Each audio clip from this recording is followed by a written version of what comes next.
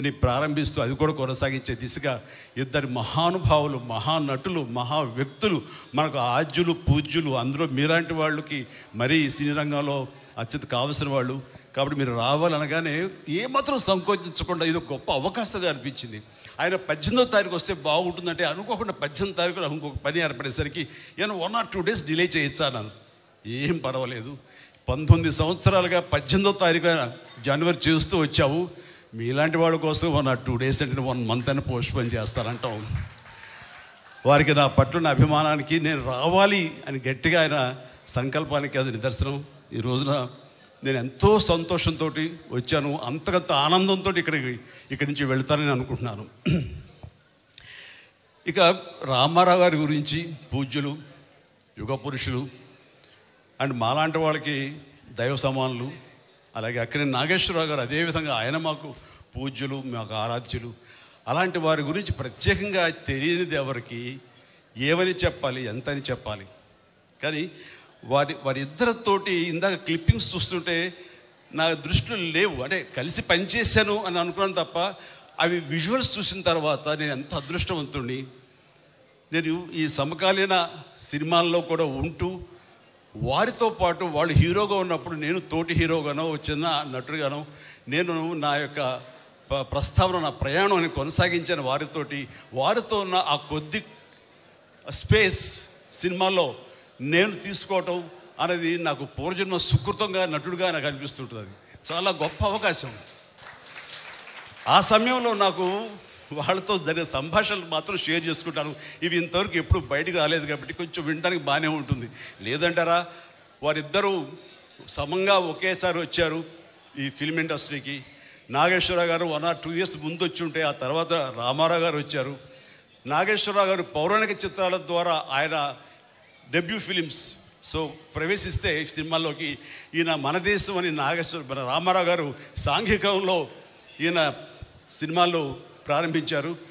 అయితే ఆ తదనంతరం వితిన్ నో టైం రామారావు గారు పౌరాణిక జానపద చిత్రాల్లో ఆయన ఒక బ్రాండ్ అంబాసిడర్ అయితే, ఇక నాగేశ్వరరావు గారు సాంఘికంలో ఇక ఎదురులేని తిరుగులేని నాయకుడు ఆయన అయ్యారు. అలాగా ఆదరణ ప్రకారం, ప్రేక్షక ఆదరణ ప్రకారం వాళ్ళ యొక్క గమ్యాల్ని మార్చుకుంటూ వాళ్ళ ఆదరణ ఏ సినిమాల్లో ఏ కథల్లో ఉంటుందో ఆ రకంగా వాళ్ళు కొనసాగిస్తూ ఈ రోజున పరిశ్రమకి ఇద్దరు 2 నేత్రాలు, 2 కళ్ళు అని అనిపించుకుంటున్నారు. మాలాంటి వాళ్ళు ఇంకా ఆరాధనాపూర్వకంగా చూస్తున్నామంటే అది మన తెలుగు కళామ తల్లి చేసుకున్న పుణ్యం. అలాంటి బిడ్డల్ని కనటం, వారి తరపున తరువాత వారితో నటించడం అన్నది నాకు కలిగిన ఒక భాగ్యం. అది రామారావు గారితో నేను చేసిన సినిమా ఎదురులేని మనిషి, తిరుగులేని మనిషి. ఇందాక సినిమా చూసాం, చిన్న బిట్టు చూసినప్పుడు అందులో ఒక టేబుల్ ఉంటుంది, డైనింగ్ టేబుల్ మీద ఇద్దరు కలిపి ఫైట్ చేస్తూ విలన్స్ ఇద్దరం కొడుతూ అక్కడి నుంచి దూకాలి. 3 అడుగులే కదా అనే ఉద్దేశంతో ఆయన చేయించి పెట్టి ఇద్దరు కలిపి జంప్ చేసి దూకాలి. నేను దూకేశాను, ఆయన ఆగిపోయా. బ్రదర్ ఏమది అన్న, ఏంటి సార్ అన్న, అలా దూకేస్తే అట్లాగా అన్ని డూపులు చేసుకుంటారు, మనం అలా ఊపిస్తే సరిపోతున్నాను. నాకు ఎవరు చెప్పలేదండి. దూకిస్తేనాను 3 అడుగులే కదా అని దూకేనన్నాను. లేదు బ్రదర్, ఆర్టిస్ట్ చాలా విలువైన జీవితం. అనుకోకుండా ఏదైనా సంభవిస్తే కనుక, ఏదైనా జరగకుండా జరిగితే టోటల్గా సినిమా ఎంత నష్టపోతారో, ఫైనాన్షియల్ కానివ్వండి, టైం కానివ్వండి, తోటి వాళ్ళ నటినట్లు వాళ్ళ సమయం కానివ్వండి, ఎప్పుడు జాగ్రత్తగా ఉండాలి. సినిమాలో ఏది కనపడదు, మనం చేసామని అనుకుంటాను అని చెప్పినప్పుడు కరెక్టే, కానీ చేయాలని ఉత్సాహం ఉంది, అన్నీ ఒరిజినల్గా చేసేయాలని తాపత్రయం ఉంది, ఆ కుర్రతనంలో ఓకే అని అనుకున్నాను. కానీ అదే 1 year తర్వాత సంఘర్షణ అనే సినిమా చేస్తూ సరిగ్గా 3 అడుగుల ఒక పొలం గట్టు మీద నుంచి విలన్ని తన్నేలాగా నేను ఎక్కి జంప్ చేసి తన్నాను.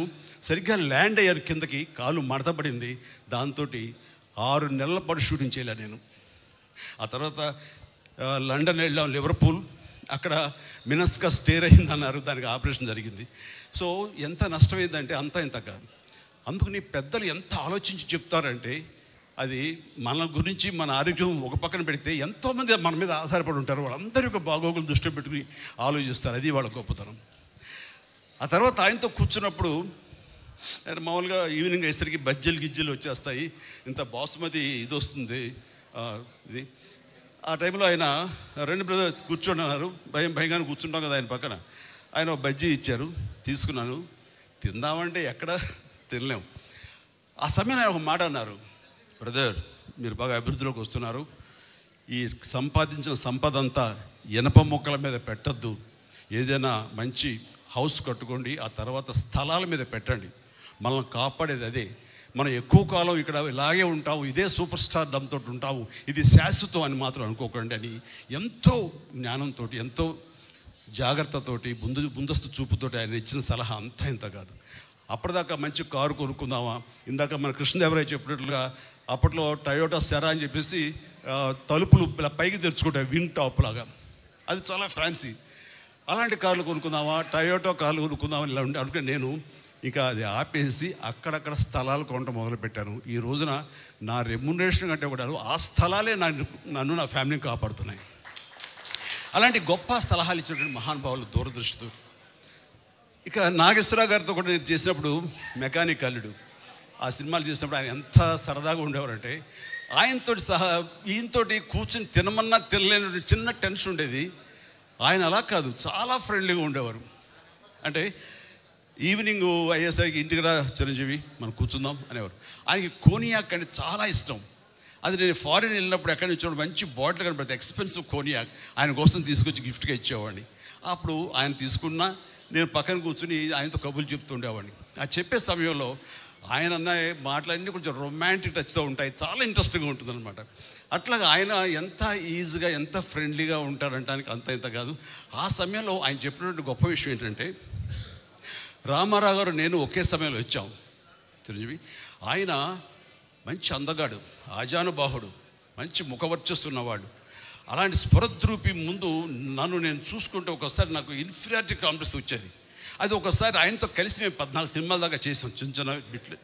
ఆ టైంలో నన్ను నేను నిలదొక్కుకోవడానికి, నన్ను పెపప్ చేసుకోవడానికి, నన్ను సమాయత్తం చేసుకోవడానికి, నేను ఏం తక్కువ కాదు అని అనిపించుకోవడానికి అద్దం ముందు నిలబడి నేను అనుకునేవాడిని, ఆయన ఆజానుభావుడు, నేను ఇంతే, కానీ మానసికంగా నేను చాలా అని అలా అనేవాడిని. అది ఒక స్టైల్ అయిపోయింది, ఒక ఇదే. అలాగే నాకు ఈ కన్ను కొంచెం డ్రూప్ అవుతుండే, కొంచెం ఇలా దాన్ని కాదు అనిపించుకోవచ్చుగా ఇలా పైకి లేపేవాడిని. అది నాగేశ్వరరావు స్టైల్ అయింది. అంటూ ఆయనలో ఉండే బలహీనతను గుర్తించి అవి తనకు అడ్వాంటేజ్గా మార్చుకుని, అది ఆ స్టైల్ ఆయన నాగేశ్వరరావు గారి స్టైల్ అంటూ ఆయన ఎగ్జిబిట్ చేశారంటే కనుక ప్రతి ఒక్కరికి వాళ్ళ బలాలు తెలియకపోవచ్చు, కానీ బలహీనతలు తెలిసి ఆ బలహీనతని బలాలుగా మార్చుకోవటం అనేది మాత్రం గొప్ప విషయం. అది నాకు అక్కడే నాగేశ్వరరావు నేను తెలుసుకున్నాను. ఇట్లా ఎన్నో ఆయన గంభీరమైన వాయిస్ ఉంటుంది, నాది కొంచెం పిల్లగా ఉంటుంది. దానికి తక్కువ కదా అంటాను ఏ అని బేసు కలిపి మాట్లాడేవాడిని, జనాలకు బ్రహ్మాండంగా ఉండేది.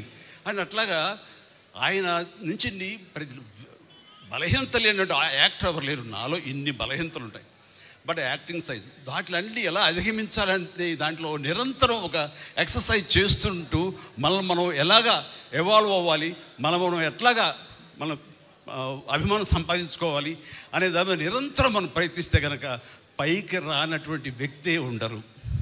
అందుకని మన బలాల కంటే కూడా మన బలహీనతను గుర్తించడం అనేది అత్యంత ఆవశ్యకత, అది అత్యంత అవసరం. దాన్ని ఎలా అధిగమించాలన్నది ఆ తర్వాత ప్రక్రియ. అలాగా నాగేశ్వరరావు గారితో, రామారావు గారితో నేను జీవితంలో ఎన్నో నేర్చుకున్నాను. అండ్ నా అదృష్టం ఏంటంటే అలాంటి మహానుభావులు చెప్పాలంటే తెలుగు చలనచిత్ర పరిశ్రమని ప్రపంచవ్యాప్తంగా గుర్తింపు తీసుకొచ్చారు ఆ రోజుల్లోనే. అలాంటి వారితో కలిసి స్క్రీన్ షేర్ చేసుకోవడం అన్నది నాకు దొరికిన అత్యద్భుతమైన అవకాశం. అలాంటి వారి గురించి ఎంతైనా మాట్లాడచ్చు, సమయాభావం ఉంది కాబట్టి ఇక్కడ నేను ఎక్కువసేపు మాట్లాడలేను. అండ్ ఆ రకంగా ఆ మహానుభావులు ఇద్దరిని ఈ యొక్క సెంటినరీ ఇయర్ శతాబ్ద సంబంధించిన ఉత్సవాల్లో వారిద్దరిని మననం చేసుకోవటం, వారికి మన స్మృత్యంజలి ఘటించడం, ఆ అవకాశాన్ని యాలగడ్డ మన ప్రసాద్ గారు, లక్ష్మీప్రసాద్ గారు నాకు అందివ్వటం అనేది నా పూర్వజన్మ సుకృతిగా భావిస్తాను. చాలా చాలా మనస్ఫూర్తిగా థ్యాంక్ యూ సార్, మనస్ఫూర్తి థ్యాంక్ యూ.